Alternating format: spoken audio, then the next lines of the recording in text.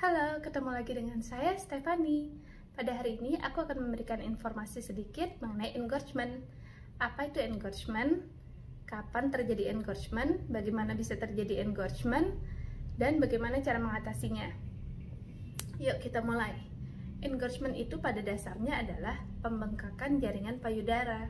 Karena jaringan payudara membengkak, maka dia menyumbat saluran ASI untuk keluar. Makanya kenapa pada saat kita engorge, tidak hanya bayi susah pelekatan, tapi pada saat kita mompa juga susah yang keluar, sedikit banget yang keluar, walaupun payudara kita rasanya penuh banget. Jadi apa aja sih yang bisa menyebabkan engorgement? Salah satunya itu adalah perubahan dari kolostrum yang diproduksi dalam jumlah sedikit ke mature milk yang diproduksi dalam jumlah banyak. Itu terjadi antara 3-5 hari setelah melahirkan. Selain itu, engorgement bisa juga terjadi apabila kita biasanya mompanya mungkin 2 jam sekali, jadi 3 jam sekali atau 4 jam sekali. Atau mompa yang biasanya tadinya 10 kali, tiba-tiba hari ini jadi 8 kali atau 7 kali. Jadi jarak ASI dikeluarkan semakin panjang, itu potensi untuk menyebabkan engorgement. Yang lainnya adalah pada saat kita menyusui atau kita mompa itu nggak tuntas, jadi masih ada yang sisa, itu juga mungkin menyebabkan engorgement. Atau pada saat kita nyusuin diwaktuin tuh, oke, habis nggak habis, kosong nggak kosong, 15 menit selesai, itu juga bisa menyebabkan engorgement. Tanda-tandanya apa sih jika kita mengalami engorgement?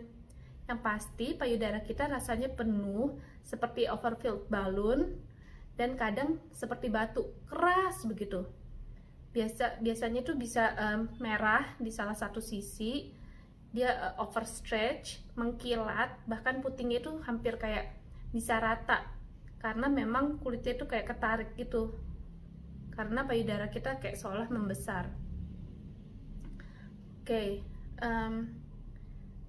kalau misalnya terjadi engorgement, apa yang harus dilakukan?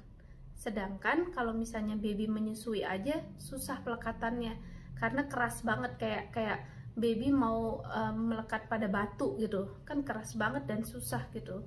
Jadi ada beberapa hal yang bisa kita lakukan, mulai dari mengkompres dengan yang dingin-dingin. Kenapa jangan mengompres dengan yang panas? Karena kalau misalnya panas itu dapat memicu bengkaknya itu lebih parah. Jadi kompres yang dingin supaya syuting.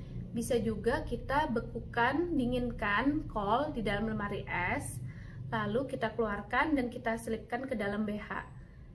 Harus kol, kenapa? Karena dipercaya zat yang terkandung pada kol itu bisa membantu relief engorgement. Cara yang lain adalah RPS atau reverse pressure softening. Itu apa sih? Itu adalah teknik yang diciptakan oleh Jean Cotterman. Intinya adalah gimana sih kita bikin area di sekitar puting ini lemas, lembek, sehingga baby mudah pelekatan. Oke, caranya tuh gampang banget.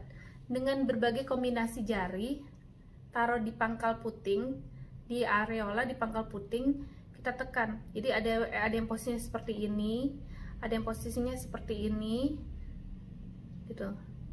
Lakukan pada tiap sisi itu sekitar 30-60 detik sebelum pindah ke posisi lainnya.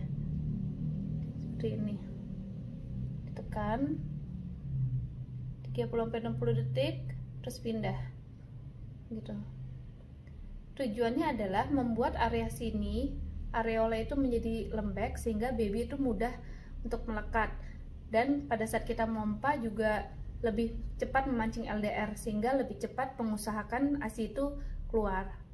Kalau misalnya udah parah banget, udah susah banget untuk melemaskan bagian ini, kita bisa menggunakan teknik yang kedua, yaitu lymphatic breast drainage therapy. Intinya adalah pijat payudara mengarahkan ke ketiak. Kenapa ketiak? Karena di ketiak itu ada kelenjar getah bening. Kelenjar getah bening itu berfungsi untuk membuang kelebihan excess fluid yang akan dibuang ke tubuh. Jadi excess fluid yang menyebabkan engorgement ini kita arahkan ke ketiak agar bisa dibuang oleh kelenjar getah bening. Caranya gimana sih? Nah, caranya itu adalah pertama, di bagian bawah ketiak kita pijat secara lembut, namun firm but gently. Kita pijat ke arah ketiak seperti ini. 30 sampai 60 detik. Cara yang kedua adalah taruh tangan kita di bawah payudara dan tangan yang satunya adalah memijat seperti ini dengan arah memutar sama menuju ke bawah ketiak seperti ini. Ingat ya, jangan terlalu keras, jangan sampai tambah menyakiti payudara. Jadi gentle tapi firm. Pijat memutar dan diarahkan ke payudara. Pijat memutar dan diarahkan ke payudara. Lakukan 10-20 kali. Jika engorgementnya sudah agak parah, Mama bisa melakukannya sambil senderan atau bahkan tiduran, sehingga gravitasi membantu excess fluid itu untuk mengarah ke ketiak. Nah, kalau misalnya engorgement terjadi di dua payudara, berarti Mama bisa mengulanginya di payudara satunya. Gitu. Selamat mencoba ya Mama, semoga berhasil.